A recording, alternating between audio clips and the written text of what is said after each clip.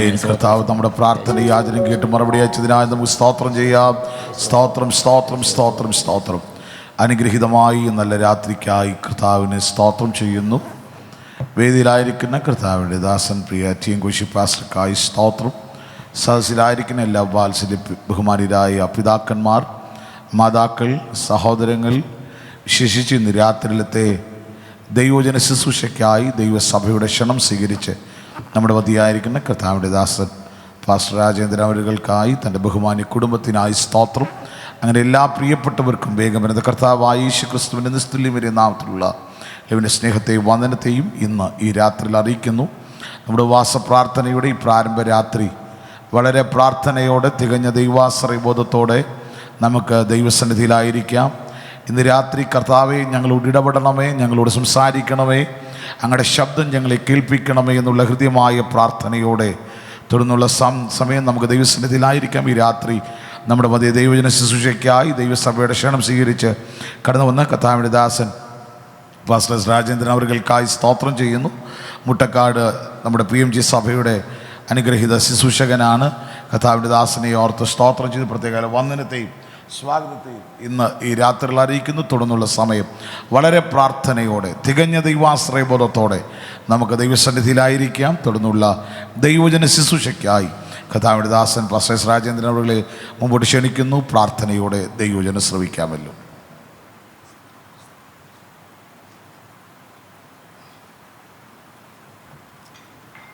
കർത്താവിൻ്റെ അതിപരിശുദ്ധ നാമം വാഴ്ത്തപ്പെടുമാറാകട്ടെ.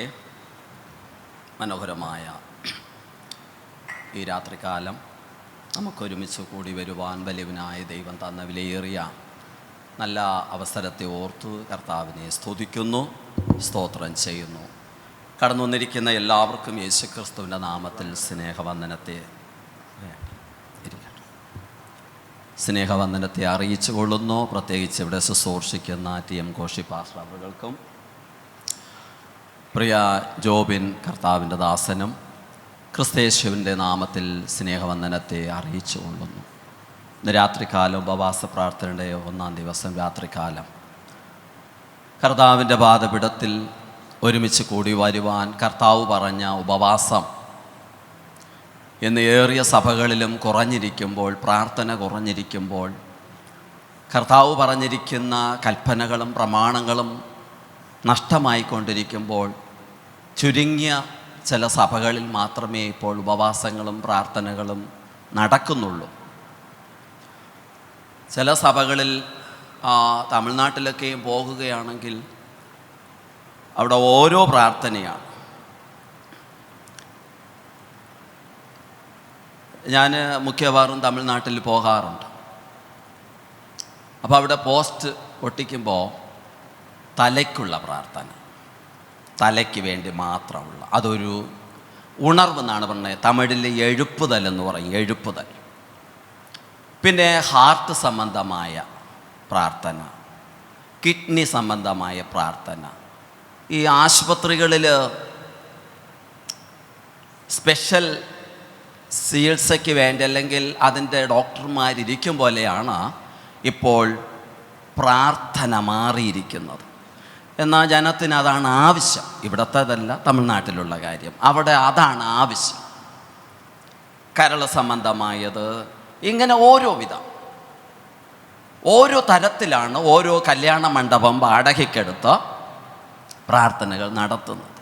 സ്തോത്രം ചെയ്യും.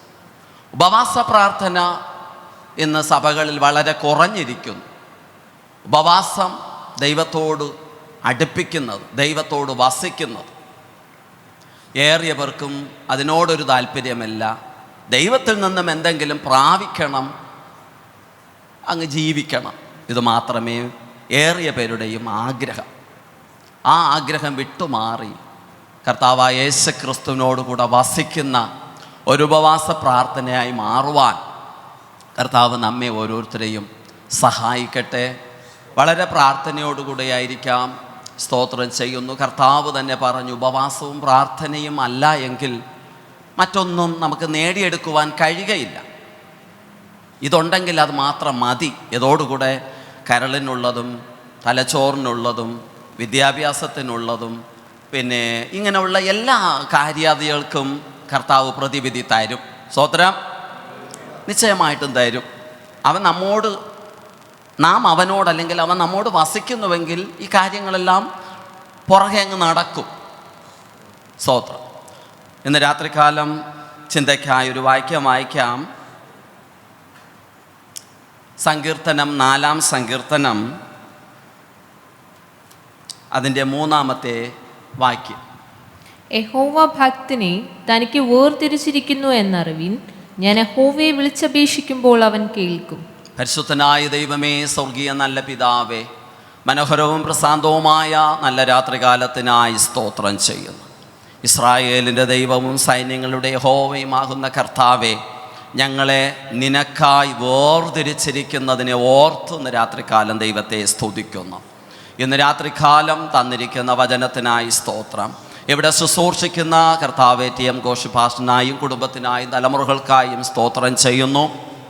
ഇവിടെയും ഉപവാസത്തിൽ വെച്ചിരിക്കുന്ന പ്രാർത്ഥനാ വിഷയത്തിൽ ദൈവത്തിൻ്റെ പ്രവൃത്തി കണ്ട് സന്തോഷിപ്പാൻ കർത്താവിൻ്റെ ദാസനെയും കുടുംബമായി തലമുറയായി സഹായിക്കും. ശുശ്രൂഷയുടെ സ്തോത്രം സ്ഥാനങ്ങൾ വഹിക്കുകയാണ്. അവിടെ എല്ലാം നിലനിർത്തിക്കൊള്ളേണം. ജോബിൻ പാസ്റ്ററിനായി സ്തോത്രം ചെയ്യുന്നു. തൻ്റെ ദാസനെയും ബലപ്പെടുത്തണം, അധികാരപ്പെടുത്തണം, അഭിഷേകത്തിൻ്റെ നിറവിൽ നിറയ്ക്കണം. ഭാര്യ കുഞ്ഞുങ്ങൾക്കായി സ്തോത്രം നിലനിർത്തിക്കൊള്ളേണം, പരിപാലിക്കണം. കടന്നു വന്നിരിക്കുന്ന തൻ്റെ ജനത്തെ അനുഗ്രഹിക്കുമാറാകണം, വിടുവിക്കണം. ഞങ്ങളെ എന്തിനായി വേർതിരിച്ചിരിക്കുന്നു എന്നുള്ളത് ഞങ്ങൾക്കൊരു ഉൾബോധം തന്ന് ഞങ്ങളെ നടത്തുമാറാകണമേ എന്ന് പ്രാർത്ഥിക്കുന്നു. എളിയവനെയും കുടുംബത്തെയും തലമുറയും സഭാവിശ്വാസ കുടുംബങ്ങളെയും തൃക്കരത്തിൽ വഹിച്ചു കൊള്ളണം. നിലനിർത്തും, മറവിൽ മറയ്ക്കും, താഴ്ത്തുന്നു. യേശു ക്രിസ്തുവിൻ്റെ നാമത്തിൽ പിതാവേ, ആമേൻ. കരമുയർത്തി ദൈവത്തെ സ്തുതിക്കാമോ? ഹല്ലേലൂയ, ഹല്ലേലൂയ, ഹല്ലേലൂയ. സ്തോത്രം. അതിൻ്റെ 4-ാം സങ്കീർത്തനം ദാവീദിൻ്റെ ഒരു സങ്കീർത്തനമാണ്. സ്തോത്രം ചെയ്യുന്നു. അതിൻ്റെ ആദ്യത്തെ ഭാഗത്തിൽ നിന്നും സംസാരിപ്പാൻ ഞാൻ ആഗ്രഹിക്കുന്നു. യഹോവ ഭക്തനെ തനിക്ക് വേർതിരിച്ചിരിക്കുന്നു എന്നറിവിൻ. ഹല്ലേലൂയ. ദൈവം നമ്മെ തനിക്കായിട്ടാണ് വേർതിരിച്ചിരിക്കുന്നതെന്ന് സങ്കീർത്തനക്കാരൻ പറയുന്നു. അതിന് ദൈവവും സാക്ഷി. ദൈവം തന്നെ തനിക്കായി നമ്മെ വേർതിരിച്ചിരിക്കുന്നു.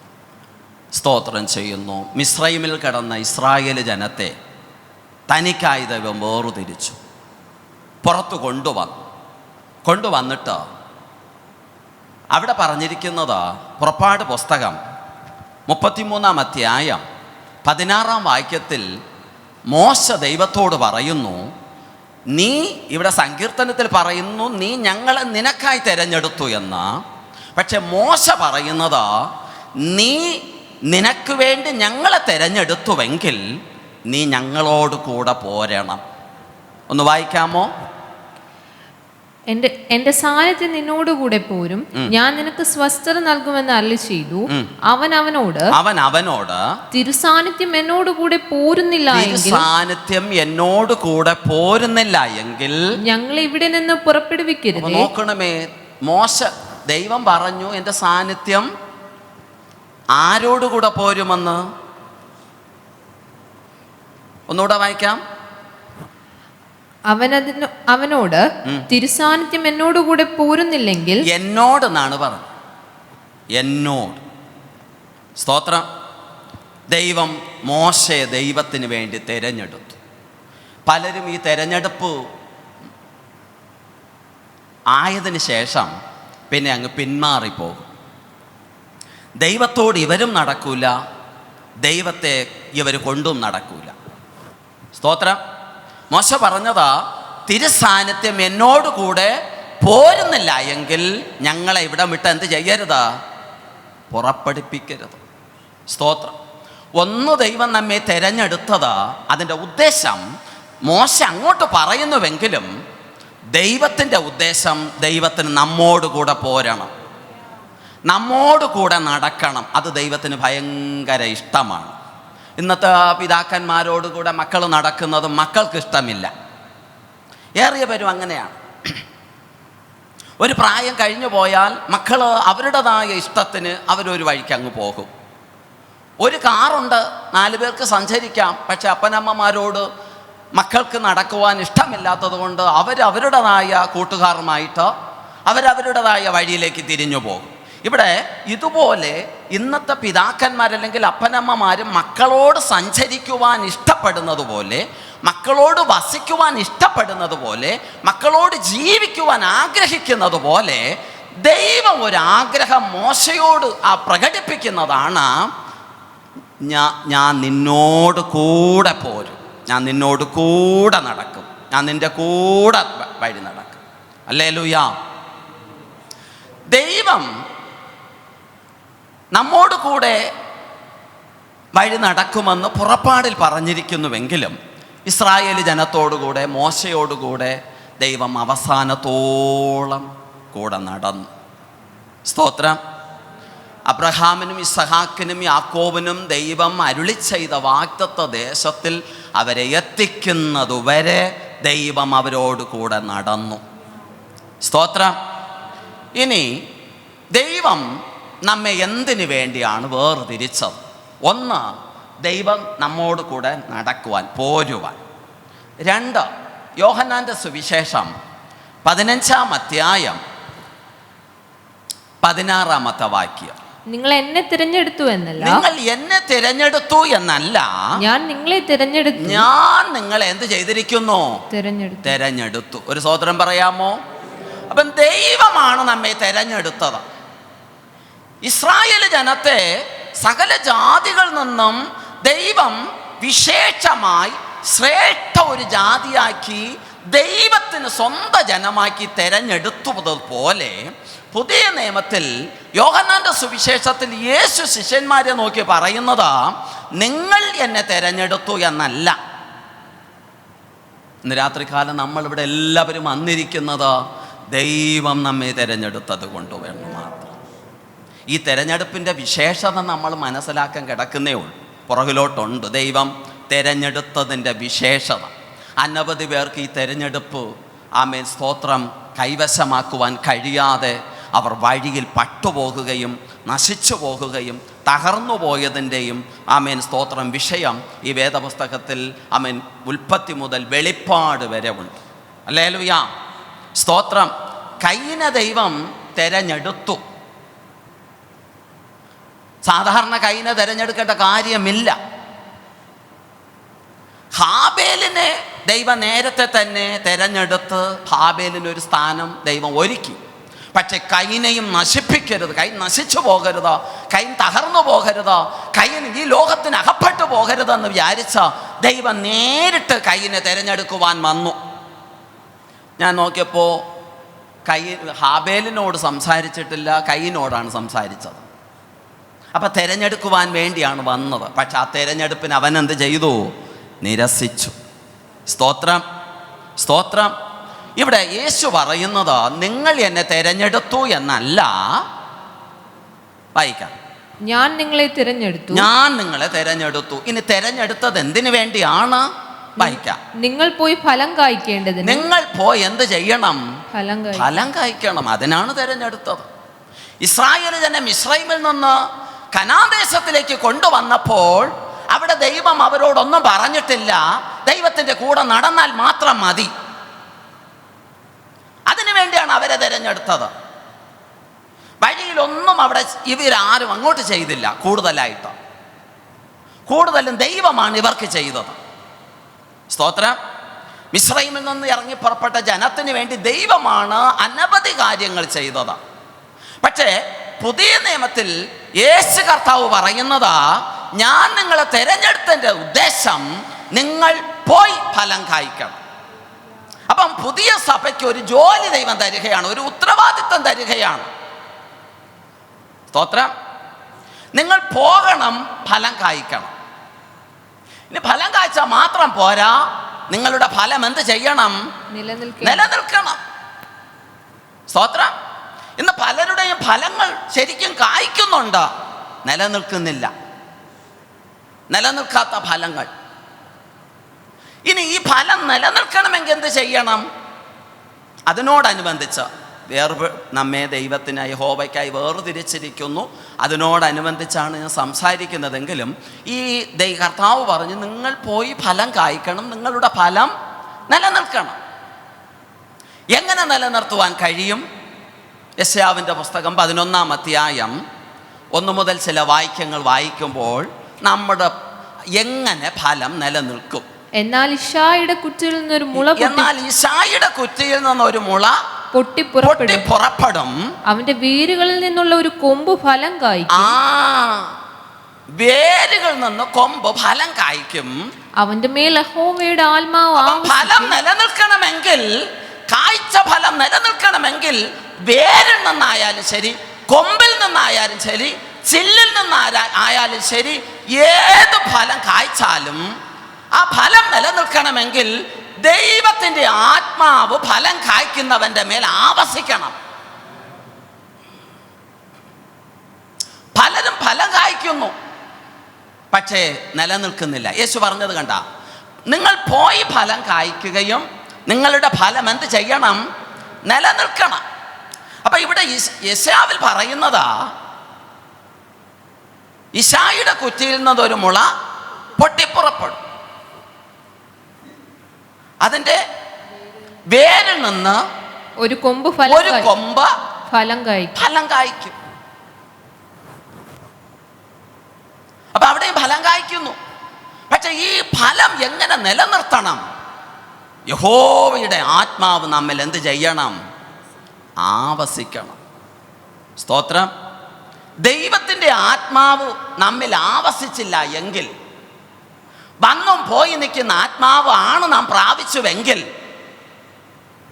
നമുക്ക് വേണ്ട വിധത്തിൽ ഫലം കായ്ക്കുവാൻ കഴിയുകയില്ല. വന്നും പോയി നിൽക്കുന്ന ആത്മാവല്ല വേണ്ടത്. ശിംശോന് ഫലമുള്ളവനായിരുന്നു, ഫലം കായ്ക്കുന്നവനായിരുന്നു.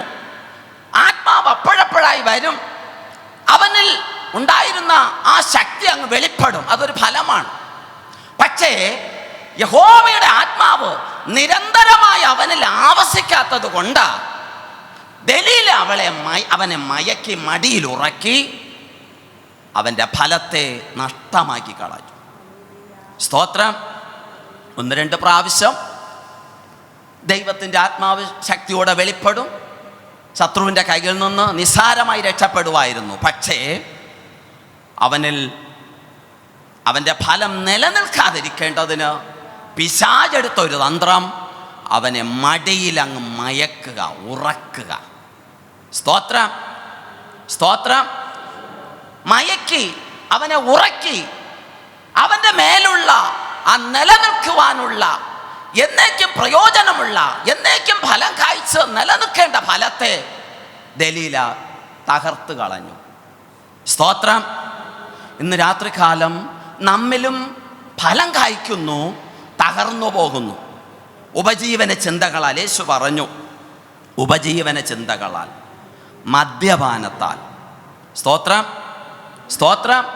ഉപജീവന ചിന്തകളും മദ്യപാനങ്ങളും, എന്തു തിന്നും എന്തു കുടിക്കുമെന്നുള്ള ചിന്തകളാൽ ഈ ലോകത്തിൻ്റെ സ്തോത്രം വിചാരങ്ങൾ, ഈ ലോകത്തിൻ്റെ ആഗ്രഹങ്ങൾ നമ്മെ കൊണ്ടങ്ങ് ഞെരുക്കുമ്പോൾ നമ്മിലുള്ള ഫലം അങ്ങ് തകർന്നു പോകും.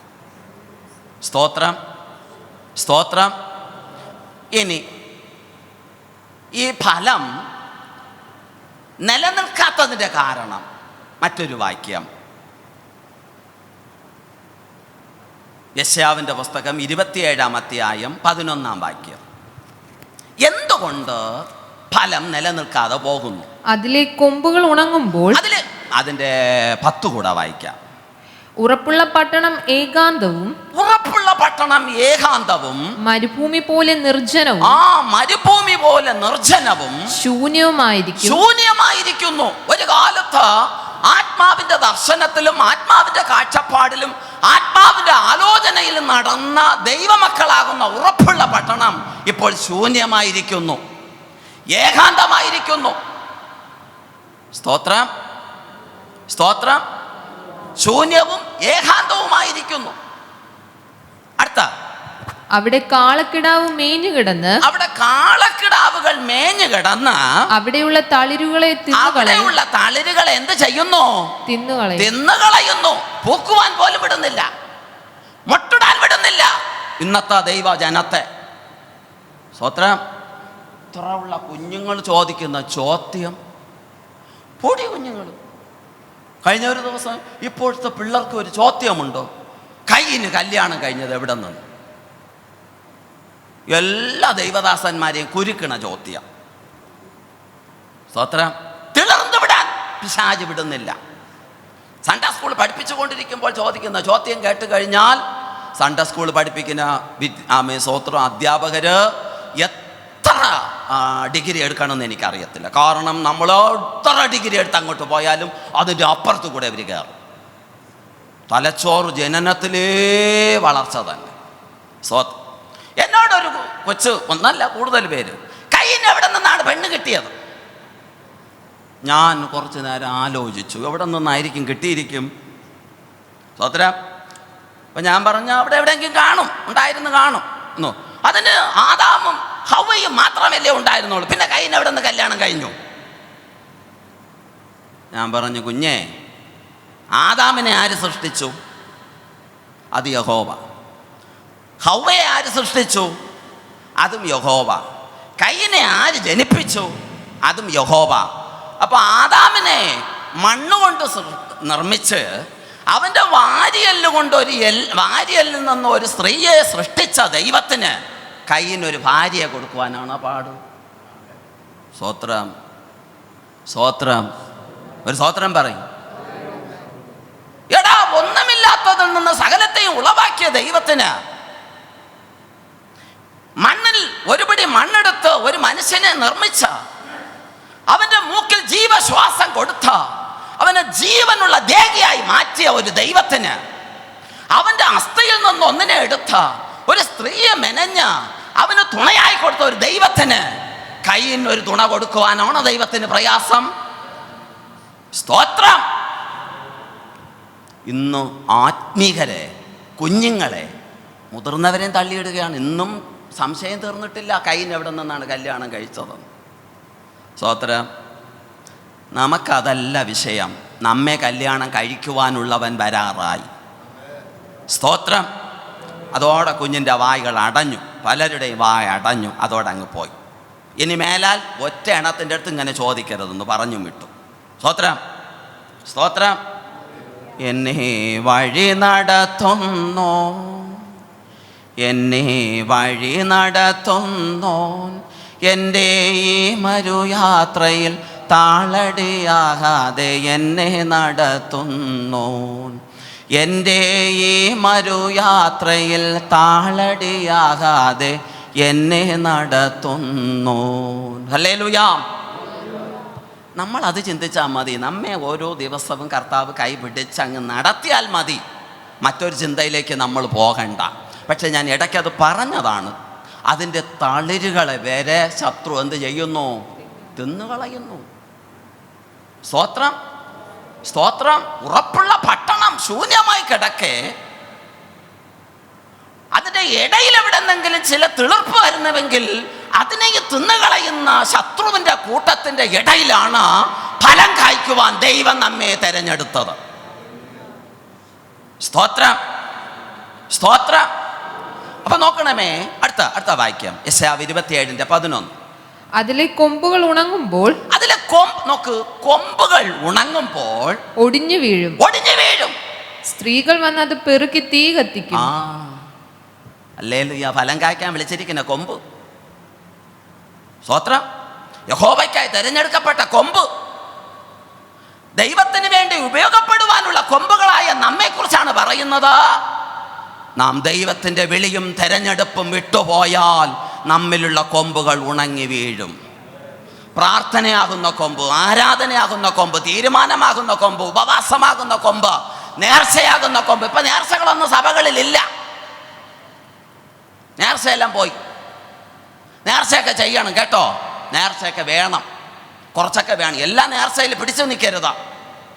ഉപവാസവും വേണം, പ്രാർത്ഥന വേണം, തീഷ്ണത ഉള്ളവരായി തീരണം.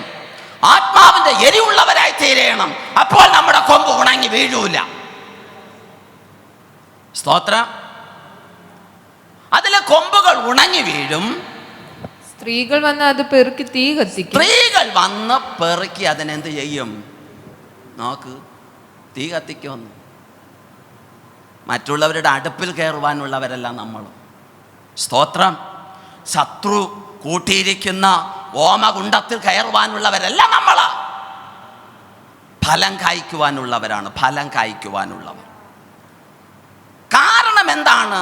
സ്ത്രീകൾ വന്നത് പെറുക്കി തീ കത്തിക്കുവാൻ കാരണം വായിക്കാം. അത് തിരിച്ചറിവില്ലാത്ത ഒരു ജാതിയല്ലോ. ഹല്ലേലൂയാ, ഹല്ലേലൂയാ. വിളിച്ചവന്റെ സൽഗുണങ്ങളെ ഘോഷിപ്പാൻ തക്കവണ്ണമുള്ള തിരിച്ചറിവില്ലാത്ത ജാതി. എന്തിനാണ് ദൈവം നമ്മെ വിളിച്ചത്? എന്തിനാണ് തനിക്കായി ദൈവം നമ്മെ വേർതിരിച്ചത്?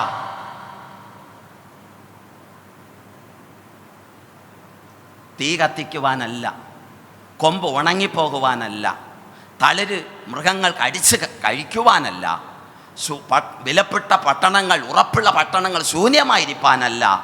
അതിൻ്റെ അകത്ത് പാട്ടും പ്രാർത്ഥനയും ആഘോഷവും പട്ടണത്തിലുണ്ടായിരിക്കണം, ഗോപുരത്തിലുണ്ടായിരിക്കണം, കെട്ടിടത്തിലുണ്ടായിരിക്കണം, നമ്മിലുണ്ടായിരിക്കണം. അല്ല എങ്കിൽ സ്തോത്രം ചെയ്യുന്നു, സ്ത്രീകൾ വന്ന് വിറക് പെറുക്കി കത്തിക്കും. കാരണം അവിടെ പറഞ്ഞിരിക്കുന്നത് അവരെ കത്തിക്കാൻ കാരണം എന്താ? അവരെങ്ങനെയുള്ള ജാതി? എന്തോന്ന്? തിരിച്ചറിവ്. ശൗലിനെ ദൈവം വിളിച്ചു. ഏറ്റവും ചെറിയ ഗോത്രത്തിൽ നിന്ന്, ബെന്യാമിൻ ഗോത്രത്തിൽ നിന്ന്, ചെറിയ കുടുംബത്തിൽ നിന്ന് അവനെ വിളിച്ചു. ആ ചെറിയ ഗോത്രം, ചെറിയ കുടുംബത്തിൽ അവൻ അല്പം പൊക്കമുള്ളത് കണ്ടുകൊണ്ടാണോ വിളിച്ചതെന്ന് എനിക്കറിയത്തില്ല. എങ്കിലും ജനത്തിന് രാജാവിനെ വേണം നിർബന്ധം കാണിച്ചത് കൊണ്ട് ദൈവം പറഞ്ഞു, പിന്നെ ഇന്നാവൻ മകനെ അങ്ങ് അഭിഷേകം ചെയ്യും രാജാവായിട്ട്. സ്തോത്രം. ഒന്നുമില്ലാതെ ചെറിയ ഗോത്രം, ചെറിയ കുടുംബം, വലിയ സ്തോത്രം യുദ്ധാഭ്യാസങ്ങളോ കാര്യങ്ങളോ ഒന്നുമില്ല. എങ്കിലും കൃപയാൽ ദൈവം അവനെ തിരഞ്ഞെടുത്ത് രാജസ്ഥാനത്തിലാക്കിയപ്പോൾ ആ തിരഞ്ഞെടുപ്പിൻ്റെ വില മനസ്സിലാക്കാതെ, ദൈവം തനിക്കായി തന്നെ എന്നെ വേർതിരിച്ചു എന്നതോട് മനസ്സിലാക്കാതെ പ്രാർത്ഥിക്കുന്നവനോടാണ് പോരാട്ടം. അവന് എതിർപ്പ്, വാദം, യുദ്ധം, ചണ്ട, കലഹം, അസൂയ. അഭിഷക്തനോടാണ് വാദം. സ്തോത്രം. സൗല് ഒന്ന് ചിന്തിക്കേണ്ടത്, എന്നെ തിരഞ്ഞെടുത്ത ദൈവം തന്നെ ദാവീദിനെയും തിരഞ്ഞെടുത്തത് എന്ന് ചിന്തിച്ചില്ല. എങ്കിലും ദൈവം കരുണ കാണിച്ചു. 38 വർഷം ദൈവം തിരഞ്ഞെടുത്തത് കൊണ്ട്, ദൈവം പ്രവാചകനെ കൊണ്ട്, അഭിഷക്തനെ കൊണ്ട് അഭിഷേകം ചെയ്ത അഭിഷേകത്തിൻ്റെതായ സ്തോത്രം ആ ചിന്ത കൊണ്ട് 38 വർഷം ദൈവത്തിൻ്റെ തിരഞ്ഞെടുപ്പിന് വേണ്ടി ദൈവം കാത്തിരുന്നു. അവൻ മടങ്ങി വരുമെന്ന്. എങ്കിലും സൗൽ മടങ്ങി വന്നില്ല. കാരണം തിരിച്ചറിവില്ലാത്തവനായി പോയി. സ്തോത്രം. ഒടുവിൽ എന്ത് സംഭവിച്ചു? സ്വന്തം വാളിൽ, സ്വന്തം കുന്തത്തിൽ വീണ് മരിക്കേണ്ടി വന്നു. ഒരു സ്തോത്രം പറയാമോ? തിരിച്ചറിവില്ലാത്ത ജാതിയെ നമ്മുടെ കയ്യിലിരിക്കുന്ന വാള് തന്നെ നമുക്ക് പാരയായി മാറും. തിരിച്ചറിവ് പ്രാപിക്കണം. എന്തിനായി ദൈവം നമ്മെ തിരഞ്ഞെടുത്തു? നിങ്ങൾ പോയി ഫലം കായ്ക്കേണ്ടത് മാത്രമല്ല, ഫലം നിലനിൽക്കണം.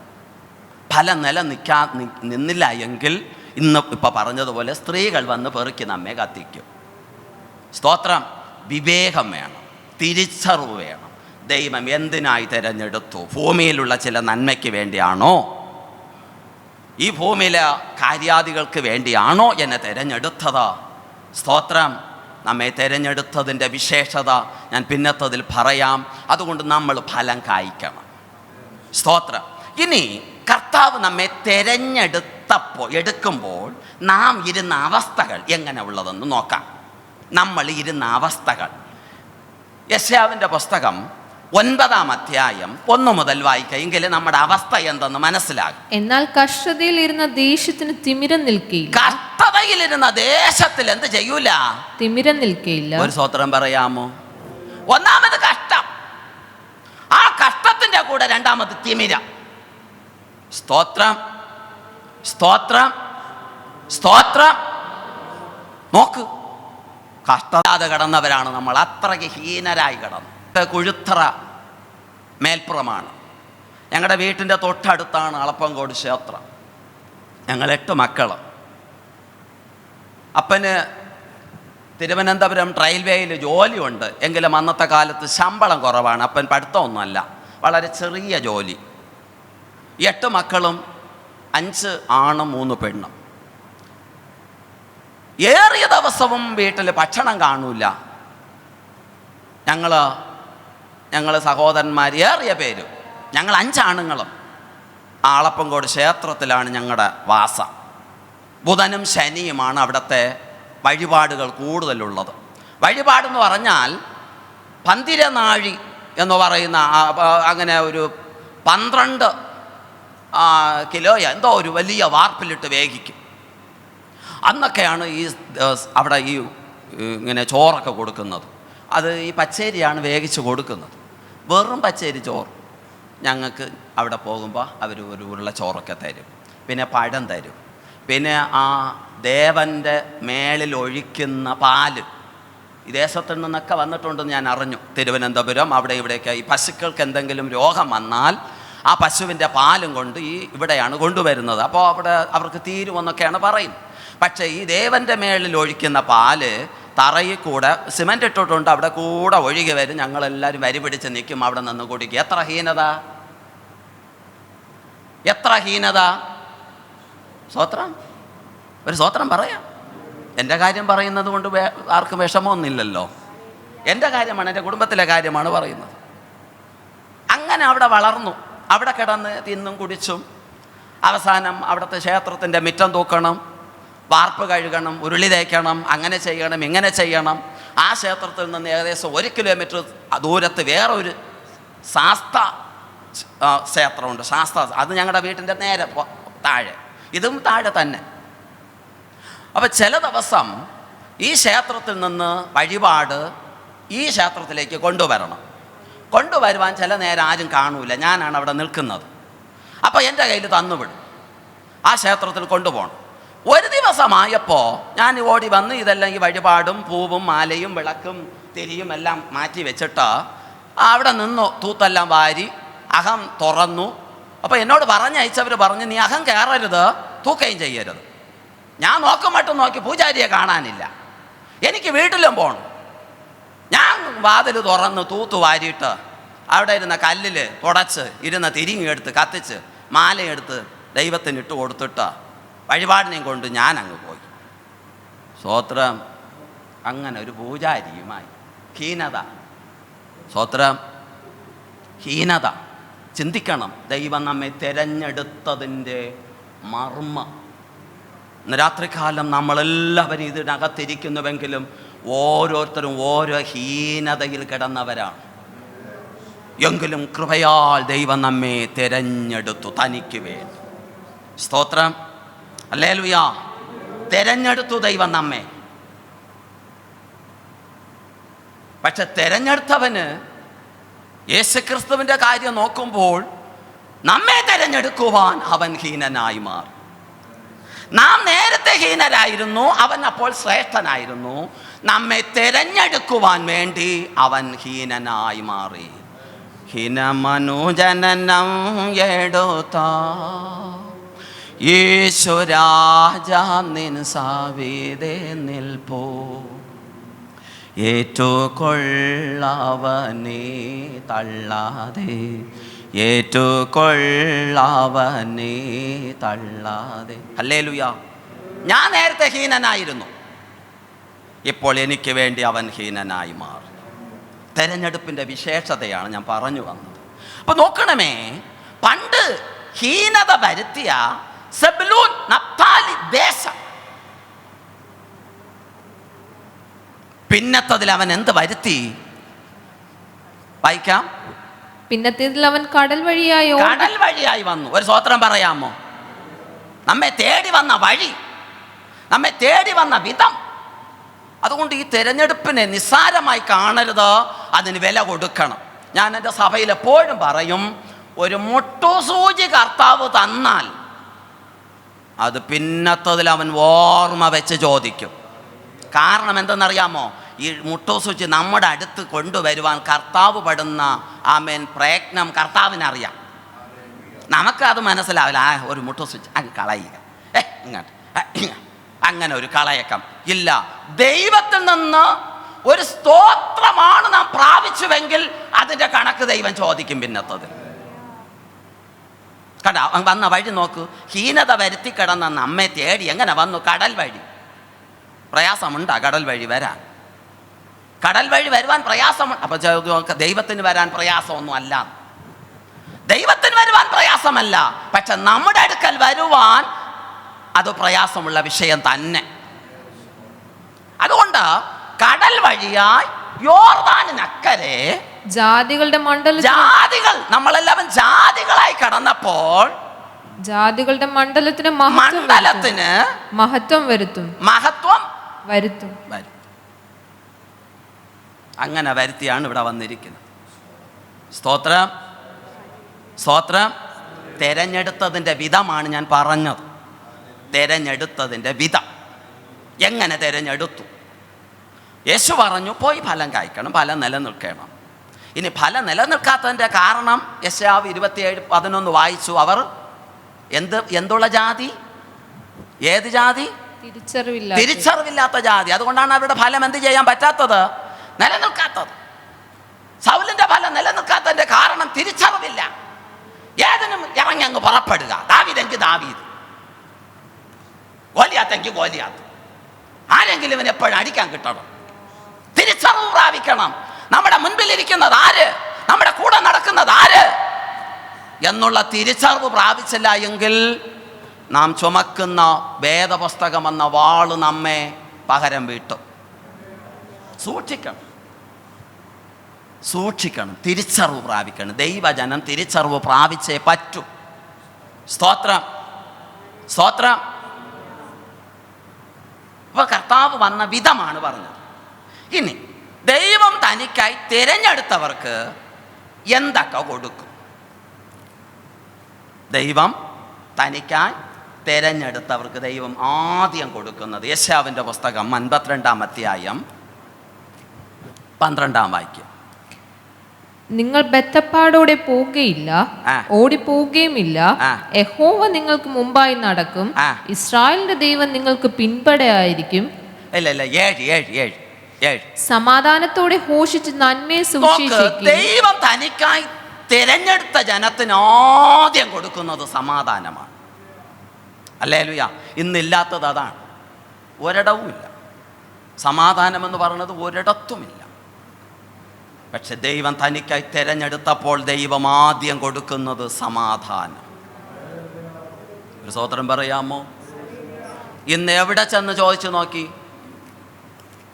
എവിടെ ചെന്ന് നോക്ക്, അമേരിക്കയെ ഭരിക്കുന്ന ട്രംപ് ഇപ്പോ സ്കൂളുകളിൽ ബൈബിൾ വായിക്കാൻ കൽപ്പിച്ചിരിക്കുന്നു സമാധാനത്തിന് വേണ്ടി. സ്തോത്രം. ഇപ്പൊ എല്ലായിടവും ബൈബിൾ വായിക്കണമെന്ന്. പ്രിയമുള്ളവരെ, നമ്മുടെ ശ്രേഷ്ഠതയോ നമ്മുടെ പണബലമോ നമ്മുടെ ആൾബലമോ യുദ്ധാഭ്യാസങ്ങളോ യുദ്ധസന്നാഹങ്ങളോ ഒന്നുമല്ല ഈ ഭൂമിക്ക് വേണ്ടത്. സമാധാനം. സ്തോത്രം. അതിന് ദൈവം തിരഞ്ഞെടുത്തവർക്ക് ദൈവം കൊടുക്കുന്ന ഒന്നാമത്തെ പ്രൈസ് സമാധാനം. യേശു ശിഷ്യന്മാരെ നോക്കി വാതിലടച്ചിരിക്കുക, യഹൂദന്മാരെ പേടിച്ച മുറിക്കകത്ത് വാതിലടച്ചിരിക്കുമ്പോൾ കർത്താവ് നടുക്ക് ചെന്ന് നിന്നിട്ട് പറഞ്ഞു, നിങ്ങൾക്ക് സമാധാനം. ഒരു സ്തോത്രം പറയാമോ? അവർക്ക് ആവശ്യം സമാധാനമായിരുന്നു. അപ്പോൾ ആത്മാവിനെ അങ്ങ് പകർന്നില്ല, കുറച്ച് നന്മ കൊടുത്തില്ല, രക്ഷ കൊടുത്തില്ല. അവർക്ക് അപ്പോൾ ആവശ്യം സമാധാനമാണ്. ഹല്ലേലൂയാ, ഹല്ലേലൂയാ, ഹല്ലേലൂയാ. ഇന്ന് രാത്രികാലം ദൈവം തനിക്കായി തിരഞ്ഞെടുത്തവർക്ക് ദൈവം കൊടുക്കുന്ന ഒരു പദവി സമാധാനം. സമാധാനം ഉണ്ടെങ്കിൽ ഏറ്റവും അതുപോലെ ഒരു ശ്രേഷ്ഠൻ ഈ ഭൂമിയിൽ ഇനിയില്ല. സ്തോത്രം. സമാധാനം, സമാധാനം. അടുത്ത സമാധാനത്തെ ഘോഷിച്ച് നന്മയെ സുവിശേഷിക്കും. നന്മ അടുത്ത് തരും ദൈവം, നന്മ തരും. സമാധാനം വാങ്ങിച്ചതിന് ശേഷം കർത്താവ് തരുന്നത്, തനിക്കായി തിരഞ്ഞെടുത്തവർക്ക് തരുന്നത് നന്മ തരും. സമാധാനം ഇല്ലാത്തവന് നന്മ കൊടുത്താൽ അവന് കൈകാര്യം ചെയ്യാൻ പറ്റൂല. അവൻ കളയും, അവനെടുത്ത് കളയും, അതിനെടുത്ത് മാറ്റും. ഇപ്പോൾ മാനസിക രോഗിയായിരിക്കുന്ന, ഇന്നത്തെ പത്രത്തിൽ ഓണത്തിന് ലോട്ടറി സംഭാവന 30 കോടി. 30 കോടി. ആ 30 കോടി രൂപ മാനസികമായ തകർച്ചയിൽ നിൽക്കുന്ന അല്ലെങ്കിൽ മാനസികമായ പിരിമുറുക്കമുള്ള ഒരു മനുഷ്യൻ്റെ കയ്യിൽ കൊടുത്താൽ അവൻ എന്ത് ചെയ്യും? അവൻ എന്തെങ്കിലും ചെയ്യാൻ പറ്റുമോ? അവനെടുത്ത് അങ്ങ് കളയും. കാരണം അവന് എന്തില്ല? സമാധാനമില്ല. അപ്പം സമാധാനം ഉള്ളവന് മാത്രമേ ദൈവം നന്മ ചെയ്യുകയുള്ളൂ. എങ്കിലേ ആ നന്മ എന്ത് ചെയ്യൂ? നിലനിൽക്കുവാൻ പറ്റുകയുള്ളൂ, നിലനിർത്തുവാൻ കഴിയുകയുള്ളൂ. അപ്പം ഒന്നാമത്, ദൈവം തിരഞ്ഞെടുത്തവർക്ക് ദൈവം തരുന്നത് സമാധാനം. 2, ദൈവം തിരഞ്ഞെടുത്തവർക്ക് കൊടുക്കുന്നത് നന്മ കൊടുക്കും. ഈ സമാധാനവും നന്മയും കൊടുത്തതിന് ശേഷം 3ാമത് അവന് കൊടുക്കുന്നത് രക്ഷ കൊടുക്കും. ഒരു സ്തോത്രം പറയാമോ? ആ വാക്യത്തിലുണ്ട്, രക്ഷയെ പ്രസിദ്ധമാക്കും. രക്ഷയെ ദൈവം പ്രശസ്തമാക്കും. ഒരു സ്തോത്രം പറയാമോ? ആദ്യം രക്ഷയല്ല ദൈവം മനുഷ്യന് കൊടുക്കുന്നത്, സമാധാനം കൊടുക്കും. 2ാമത് അവന് നന്മ കൊടുക്കും. 3ാമത് അവന് രക്ഷ കൊടുക്കും. 4ാമത് അവൻ്റെ മേൽ യഹോവ വാഴുമെന്ന് പറയുക. വായിക്കാം, അടുത്ത വാക്യം. നിന്റെ ദൈവം വാഴുന്നു എന്ന് പറയുക. നിന്റെ ദൈവം സമാധാനം തന്ന നിനക്ക്, നന്മ തന്ന നിനക്ക്, രക്ഷ തന്ന നിന്നെ ദൈവം വാഴും. ഹല്ലേലൂയാ. ദൈവം നമ്മെ വാഴണം, ഭരിക്കണം. ദൈവം നമ്മെ എന്ത് ചെയ്യണം? ഭരിക്കണം. സത്യം പറഞ്ഞാൽ ദൈവത്തിൻ്റെ അടുക്കൽ കൊടുക്കുന്ന ഒരു ഹോമം ദൈവം പൂർത്തീകരിക്കാതെ കളഞ്ഞിട്ടില്ല, ഭരിക്കുന്നവൻ അവനായതുകൊണ്ട്. സ്തോത്രം. യഹോവ നമ്മെ എന്ത് ചെയ്യണം? വാഴണം. ദൈവം നമ്മെ വാഴണം. ഹല്ലേലൂയാ, ഹല്ലേലൂയാ. ദൈവം നമ്മെ വാഴണം. ഇത് വരാതിരിപ്പാൻ, ഇത്രയും കാര്യം നമ്മളിൽ വരാതിരിപ്പാൻ പിശാച് ചെയ്യുന്ന വേറൊരു പദ്ധതി ഉണ്ട്. ഈ 3ലും നമ്മൾ ലയിച്ചു പോകാതിരിക്കേണ്ടതിന്, ഈ 3ലും നമ്മൾ ഇഴുകിച്ചേരാതിരിക്കേണ്ടതിന്, അവൻ്റെ സമാധാനവും അവൻ്റെ നന്മയും അവൻ്റെ രക്ഷയും നമ്മിൽ വരാതിരിക്കേണ്ടതിന് പിശാച് ഒരു കാര്യം ചെയ്യും. പക്ഷെ എങ്കിലും തനിക്കായി വേർതിരിച്ച് അവൻ്റെ തലയ്ക്കൽ കൂടെ ദൈവം നടക്കും. ഒരു സ്തോത്രം പറയാമോ? സമാധാനം, നന്മ, രക്ഷ പ്രാപിച്ച മനുഷ്യൻ കർത്താവിൽ സ്ഥിരമായി നിൽക്കാതിരിക്കേണ്ടതിന് അവൻ്റെ തലച്ചോറിനെ പിടിച്ചെന്ത് ചെയ്യും? ശത്രു മയക്കും. മയക്കുന്ന കാര്യം പറഞ്ഞാൽ വലിയ അത്ഭുതങ്ങളും അടയാളങ്ങളും ആഹാബിൻ്റെ മുൻപിൽ നിന്ന് വെല്ലുവിളിപ്പാനും കഴിവുള്ള ഒരു മനുഷ്യനാണ് ഏലിയാവ്. ആ ഏലിയാവിനെ വരെ ഇസബേലിൻ്റെ 850 പ്രവാചകന്മാരുടെ പ്രാർത്ഥന, ഞാൻ പറയുന്നത് പ്രാർത്ഥന എന്നാണ്, അവർക്കും പ്രാർത്ഥനയാണല്ലോ, ജപം. അവിടെ പ്രാർത്ഥന ഏലിയാവിൻ്റെ തലച്ചോറിനെ പിടിച്ച് മയക്കി കളഞ്ഞു, ചൂരലിൻ്റെ അകത്ത് കയറ്റി കളഞ്ഞു. കേട്ടോ, പിശാച് എങ്ങനെ കൊണ്ടുപോയെന്ന് നോക്കും. തലയ്ക്ക് സുബോധം നഷ്ടമായാൽ, തലച്ചോറിൻ്റെ പ്രവർത്തനം വേറൊരു മണ്ഡലത്തിലേക്ക് ആയാൽ നമ്മുടെ ശരീരം മുറിയുന്നത് പോലെ നമ്മൾ അറിയൂല. അപ്പൊ ചൂരച്ചെടിയുടെ ഇടയിൽ ഇവനെ കയറ്റണമെങ്കിൽ ഏലിയാവ് സുബോധത്തോടെ ഇരുന്നെങ്കിൽ കയറുവോ? അപ്പൊ ഇതാര് മാറ്റിയത്? ഈ സുബോധത്തേക്ക് എടുത്തത് ആര്? ഇസബേലിൻ്റെ പ്രാർത്ഥന, അവളുടെ പ്രവാചകന്മാരുടെ പ്രാർത്ഥന. ഇനി അങ്ങനെ അന്ന് വന്നു, ഒരു സ്തോത്രം പറയാമോ? അന്ന് വന്നു എന്ന് ഏലിയാവിൻ്റെ കാലത്ത് വന്നു. പിന്നെ ശിംശോന്റെ കാലത്ത് വന്നു. ശിംശോനെ തലച്ചോറിനെ മയക്കി വാക്കുകൾ കടത്തിവിട്ട് അവൻ്റെ ഉള്ളിലിരുന്നതെല്ലാം പുറത്താക്കി അവൻ്റെ തലയെ ദലീലയുടെ മടിയിൽ മയക്കി അന്ന് നടന്നു. ഇനി ഞാൻ അത് നടത്തിപ്പിക്കൂല എന്ന് ദൈവം ശപഥം പറയുകയാണ്. ഒരു സ്തോത്രം പറയാമോ? ഞാൻ എനിക്കായി വേർതിരിച്ച ധനത്തെ ശത്രുവിൻ്റെ മണ്ഡലത്തിലേക്ക് ഞാൻ ഇനി പറഞ്ഞയക്കൂല. മീഖ 2:13 ദൈവം ഉറപ്പ് തരികയാണ്.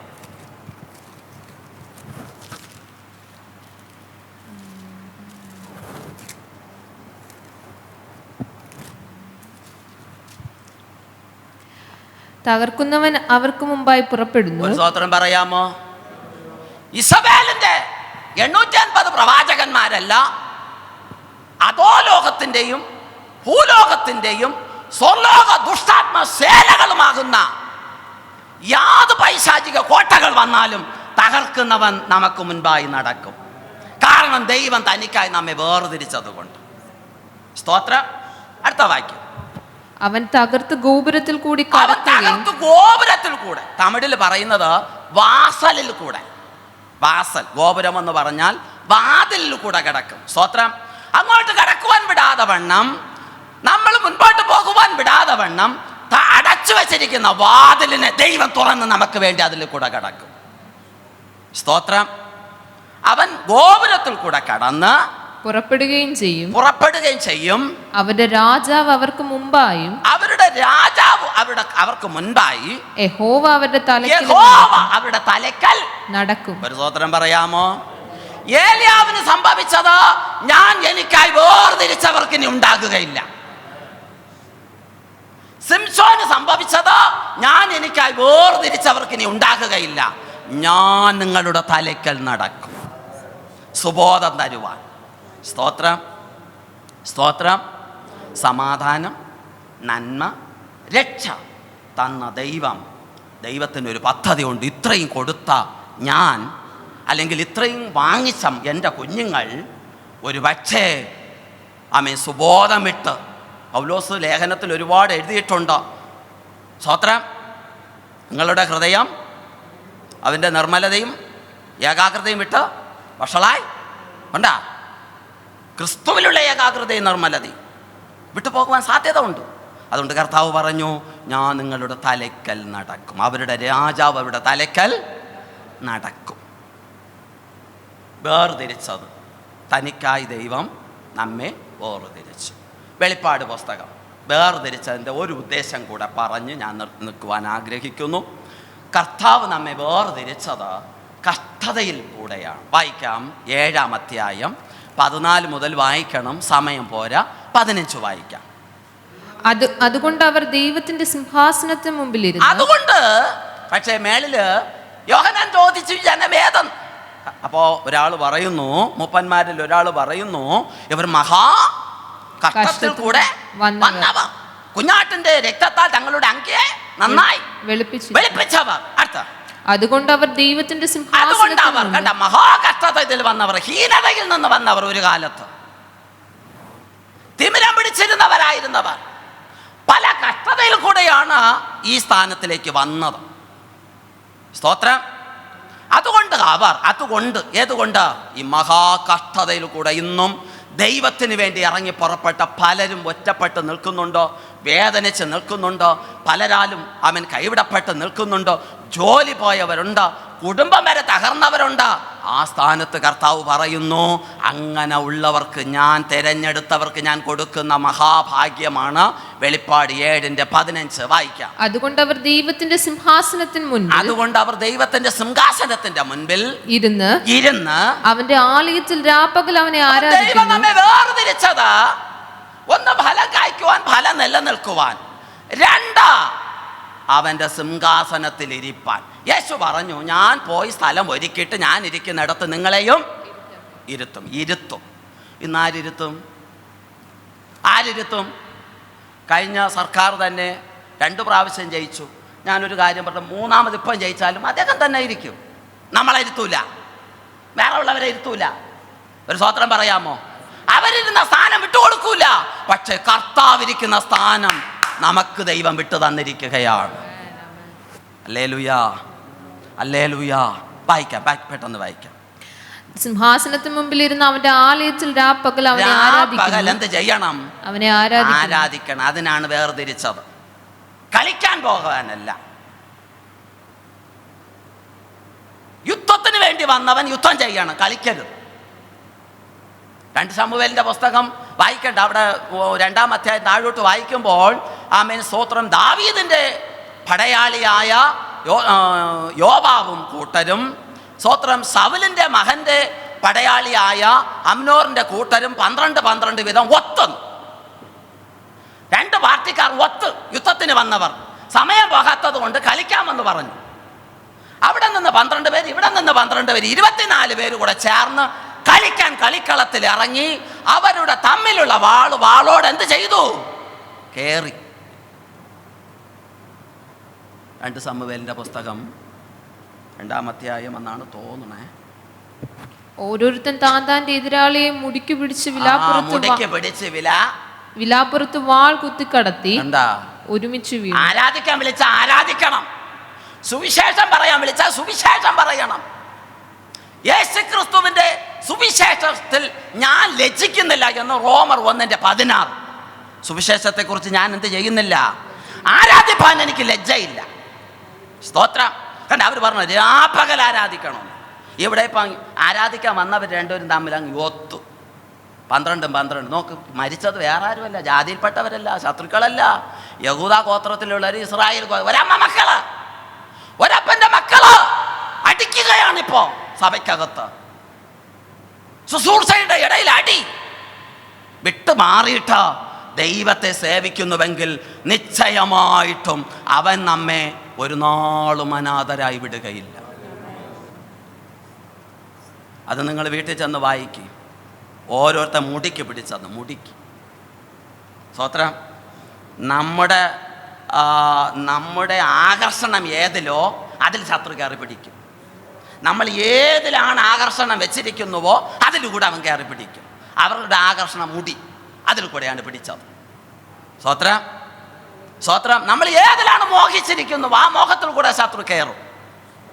രാത്രികാലം രാപ്പകൽ ദൈവത്തെ ആരാധിക്കണം. അടുത്ത, അതുകൊണ്ട് അവർ ദൈവത്തിന്റെ സിംഹാസനത്തിന് മുമ്പിലിരുന്ന് അവന്റെ ആലയത്തിൽ രാപ്പകൽ അവനെ ആരാധിക്കുന്നു. സിംഹാസനത്തിൽ ഇരിക്കുന്നവൻ അവർക്ക് കൂടാരമായിരിക്കും. സിംഹാസനത്തിൽ ഇരിക്കുന്നവൻ അവർക്ക് കൂടാരമായിരിക്കും. ഇനി അവർക്ക് വിശക്കുകയില്ല. സഹോദരാ, തനിക്കായി വേർതിരിച്ചവർക്ക് ഇനി എന്തില്ല? വിശപ്പില്ല, ദാഹിക്കില്ല. വെയിലും യാതൊരു ചൂടും അവരുടെ മേൽ തട്ടുകയില്ല. സിംഹാസനത്തിന്റെ മധ്യമുള്ള കുഞ്ഞാട് അവരെ മേയിച്ച് ജീവജലത്തിന്റെ നദിയിലേക്ക് നടത്തുകയും ദൈവം താൻ അവരുടെ കണ്ണുനീരെല്ലാം തുടച്ചു കളയുകയും ചെയ്യും. സഹോദരൻ പറയാമോ? ഒരു ഹല്ലേലൂയ പറയാമോ?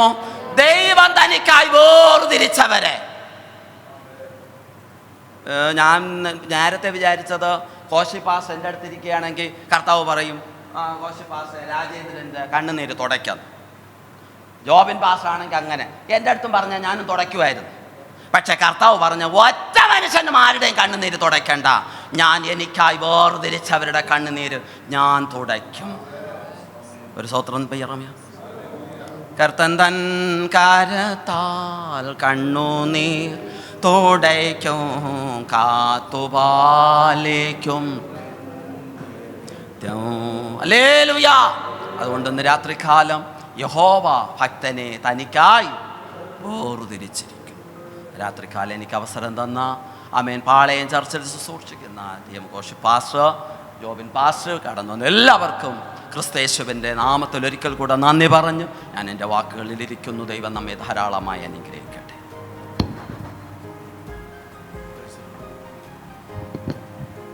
Praise the Lord. നമ്മുടെ തലകളെ വണക്കാം, നമുക്ക് പ്രാർത്ഥിക്കാം. ഇന്ന് രാത്രിയിൽ കർത്താവിൻ്റെ ദാസൻ പ്രിയ രാജേന്ദ്രൻ പാസ്റ്ററിലൂടെ കേൾപ്പിച്ച അനുഗ്രഹിത വചനങ്ങൾക്കായി നമുക്കെല്ലാവർക്കും ഒരു നിമിഷം ദൈവത്തെ സ്തുതിക്കാം. വളരെ ശാന്തമായി എന്നാൽ ശക്തമായിട്ട് ഹല്ലേലൂയ പല പ്രത്യേക വചനങ്ങളും എടുത്ത് ഇന്ന് രാത്രികാലം ദൈവത്തിൻ്റെ ആത്മാവ് നമ്മോട് ഇടപെട്ട ആ വചനങ്ങളെല്ലാം ഓർത്ത് നമുക്ക് ദൈവത്തെ സ്തുതിക്കാം. ഹല്ലേലൂയ. നമ്മുടെ ദൈവം നമ്മോട് കൂടെ നടക്കുവാൻ ആഗ്രഹിക്കുന്ന ദൈവമാണ്. ഹല്ലേലൂയ. നാം ആ ദൈവത്തോട് കൂടെ നടക്കണമെന്ന് പ്രാരംഭത്തിൽ ഓർമ്മിപ്പിച്ചു. നമ്മുടെ കർത്താവ് നമ്മെ തെരഞ്ഞെടുത്തുവെന്ന് പിന്നെയും ദൈവം നമ്മെ ഓർമ്മിപ്പിക്കുവാനിടയായി. ഹല്ലേലൂയ. ഫലം കായ്പാനാണ് തിരഞ്ഞെടുത്തതേ എന്ന് ദൈവത്തിൻ്റെ ആത്മാവ് നമ്മോട് പിന്നെയും ഇടപെട്ടല്ലോ. ആ ഫലം നിലനിൽക്കണം. എന്നാൽ ഫലം നിലനിൽക്കുന്നതിന് എന്തെല്ലാം വേണമെന്ന് കേൾപ്പിച്ചു. ഫലം നിലനിൽക്കുന്നുവെങ്കിൽ നമുക്ക് സമാധാനം ഉണ്ട് എന്ന് ദൈവത്തിൻ്റെ വചനത്തിലൂടെ കേൾപ്പിച്ചു. ഹല്ലേലൂയ. ഫലമില്ലായെങ്കിൽ നമ്മെ ശത്രു ഹല്ലേലൂയ നശിപ്പിച്ച് കളയും, തീയിലിടും എന്നൊക്കെയുള്ള വചനങ്ങൾ, അനുഗ്രഹിത വചനങ്ങൾ തന്ന ഹല്ലേലൂയ ദൈവത്തിൻ്റെ സാന്നിധ്യത്തിനായി നമുക്കെല്ലാവർക്കും അല്പസമയം ദൈവത്തെ സ്തുതിക്കാം. ഹല്ലേലൂയ, ഹല്ലേലൂയ, ഹല്ലേലൂയ, ഹല്ലേലൂയ. നമ്മുടെ ഫലം നിലനിൽക്കുവാൻ ദൈവം നമ്മെക്കുറിച്ച് ആഗ്രഹിക്കുകയാണ്. ഹാലിൽ നാം ഫലം കായ്ച്ചിട്ട് പെട്ടെന്ന് ആ ഫലങ്ങളൊന്നും നശിച്ചു പോകുന്നവരായി തീരുവാനല്ല, അന്ത്യത്തോളം നമ്മുടെ ഫലം നിലനിൽക്കണം. ആ ഫലത്തിലൂടെയുള്ള സമാധാനം നിലനിൽക്കണം, അനുഗ്രഹങ്ങൾ നിലനിൽക്കണം. കേൾക്കപ്പെട്ട ഓരോ വചനങ്ങളെയും ഓർത്ത് ദൈവത്തെ സ്തുതിക്കാം. അവൻ നമ്മുടെ കണ്ണിൽ നിന്ന് കണ്ണുനീരെല്ലാം തുടച്ചു കളയും. മറ്റാരെ കൊണ്ടുമല്ല, നമ്മെ രക്ഷിച്ച ദൈവം, നമ്മെ വീണ്ടെടുത്ത ദൈവം, തൻ്റെ അടുക്കലേക്ക് നമ്മെ കൊണ്ടുവന്ന ദൈവം തന്നെ നമ്മുടെ കണ്ണിൽ നിന്ന് നാളെ കണ്ണുനീർ തുടയ്ക്കുന്ന അനുഭവമുണ്ട് എന്ന് ഇന്ന് രാത്രിയിൽ കേൾപ്പിച്ച വചനങ്ങളെ എല്ലാം ഓർത്ത് ഒരു നിമിഷം സ്തോത്രം ചെയ്യാം. കർത്താവിന്റെ ദാസനെ ശക്തമായി ദൈവത്തിൻ്റെ ആത്മാവ് ഉപയോഗിച്ചല്ലോ. കേൾക്കപ്പെട്ട വചനത്തിൻ്റെ മുൻപിൽ നമുക്ക് എല്ലാവർക്കും നമ്മെ തന്നെ താഴ്ത്താം. ഹാലിൽ ഇന്ന് രാത്രിയിൽ നമുക്ക് നമ്മെ തന്നെ ശോധന ചെയ്യാം. ഹാലിൽ നാം ദൈവത്തിന് വേണ്ടി ഫലം കായ്ക്കുന്നുണ്ടോ? നമ്മുടെ ഫലം നിലനിൽക്കുന്നവരുണ്ടോ? നാം ദൈവിക സമാധാനമുള്ളവരായി നാം മുൻപോട്ട് പോകുന്നുണ്ടോ? നമ്മുടെ ഫലങ്ങൾ പലതും കൊഴിഞ്ഞു പോകുന്നുണ്ടോ? നമ്മുടെ ഫലങ്ങൾ ഹല്ലേലൂയ ശത്രു അതിൻ്റെ തളിര് വരുമ്പോഴേ അതിനെ വെട്ടിക്കളയുന്ന അനുഭവങ്ങളുണ്ടോ? ഹല്ലേലൂയ അതെടുത്ത് തീയിലിട്ട് ഹല്ലേലൂയ സ്ത്രീകൾ അത് ചുട്ടുകളയുന്ന വിഷയങ്ങളൊക്കെ പറയുവാനിടയായ അനുഭവങ്ങളുടെ മധ്യയിൽ നഷ്ടപ്പെടുന്ന അനുഭവങ്ങൾ. എന്നാൽ ഇന്ന് രാത്രിയിൽ നമുക്ക് കേട്ട വചനത്തിന് മുൻപിൽ നമ്മെ തന്നെ ഒരു നിമിഷം താഴ്ത്താം. എല്ലാവരും സ്തോത്രം ചെയ്താട്ട്, എല്ലാവരും ദൈവത്തോട് പ്രാർത്ഥിച്ചാട്ട്, കർത്താവേ അവിടുന്ന് ഞങ്ങളിൽ വസിക്കണമേ, ഞങ്ങൾ അങ്ങയിൽ വസിക്കണമേ എന്ന് നമുക്ക് എല്ലാവർക്കും ദൈവത്തോട് പ്രാർത്ഥിക്കാം. കർത്താവിൻ്റെ ദാസനായി തൻ്റെ സഭയ്ക്കായി പ്രാർത്ഥിക്കാം. മുട്ടക്കാടുള്ള ദൈവസഭയെ ദൈവം അനുഗ്രഹിക്കേണ്ടതിനായി പ്രാർത്ഥിക്കാം. അതിൻ്റെ കുടുംബത്തിനായി സ്തോത്രം ചെയ്യാം. 2 കുഞ്ഞുങ്ങൾക്കായും സ്തോത്രം ചെയ്യാം. ദൈവം അത്ഭുതകരമായി പിന്നെയും വഴി നടത്തേണ്ടതിനായി സ്തോത്രം ചെയ്യാം. എല്ലാ അനുഗ്രഹങ്ങളും എല്ലാ വിടുതലും ദൈവം തന്നെ മേൽ പകർന്ന് ദൈവം പിന്നെയും വഴി നടത്തട്ടെ. ഉപസിക്കുന്ന ദൈവമക്കളെല്ലാം ദൈവകരങ്ങളിൽ സമർപ്പിക്കാം.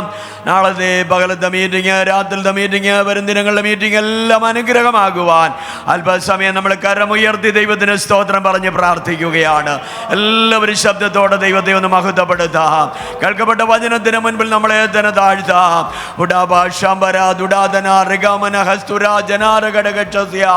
വലിയ വിടുതൽ ഇന്ന് രാത്രി നമ്മുടെ മധ്യ ദൈവം തന്നിട്ടുണ്ട്. ഉള്ളങ്ങളോട് ദൈവം ഇടപെട്ടിട്ടുണ്ട്, ഉള്ളങ്ങളോട് ദൈവം സംസാരിച്ചിട്ടുണ്ട്. കർത്താവിന്റെ ദാസനെയും ഓർക്കാൻ പറയപ്പെട്ട വിഷയങ്ങളെല്ലാം വഹിച്ചുകൊണ്ട് നാം എല്ലാവരും പ്രാർത്ഥിച്ചുകൊണ്ടിരിക്കുമ്പോൾ ക്രിസ്തുദാസ് സാർ ഇപ്പോൾ ശബ്ദമുയർത്തി പ്രാർത്ഥിക്കും. Praise the Lord.